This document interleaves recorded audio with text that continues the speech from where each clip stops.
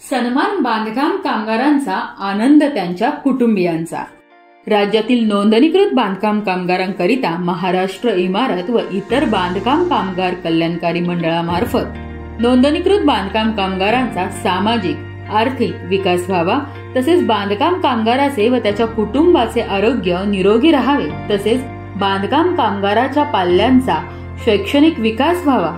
याकरिता विविध कल्याणकारी योजना मंडळामार्फत राबविण्यात येतात। यात महात्मा ज्योतिबा फुले जन आरोग्य योजना, आयुष्यमान भारत योजना, गंभीर आजाराच्या उपचारार्थ अर्थसहाय्य,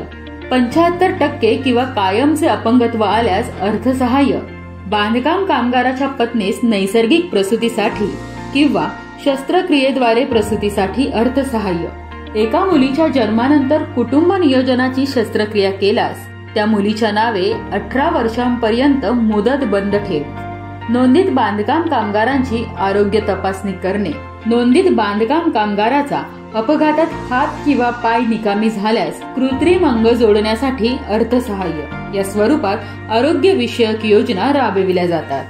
तसेच सामाजिक सुरक्षा अंतर्गत पहिल्या विवाहाच्या खर्चाच्या प्रतिपूर्तीसाठी अर्थसहाय्य, प्रधानमंत्री श्रमयोगी मानधन योजना, प्रधानमंत्री जीवन ज्योती विमा योजना, प्रधानमंत्री सुरक्षा विमा योजना, सुरक्षा संच वाटप,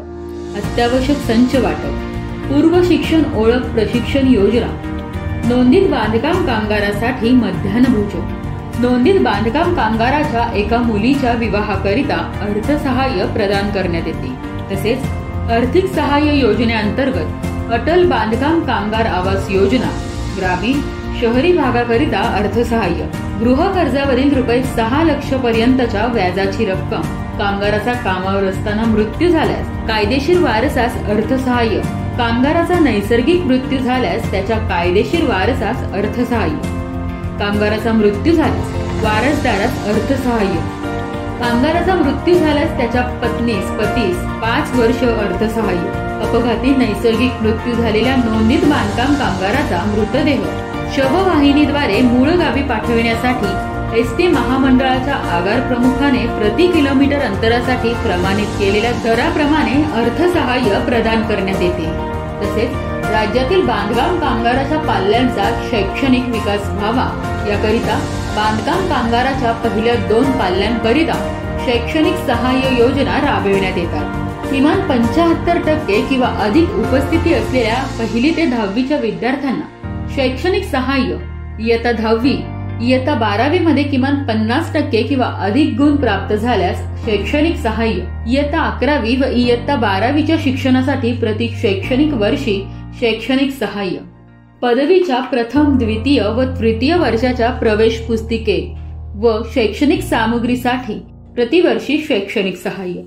वैद्यकीय पदवीकरिता व अभियांत्रिकी पदवीकरिता शैक्षणिक सहाय्य, शासन मान्य पदविकेमध्ये प्रति शैक्षणिक वर्षी आणि पदव्युत्तर पदविकामध्ये प्रति शैक्षणिक वर्षी शैक्षणिक सहाय्य, संगणकाचे शिक्षण MSCIT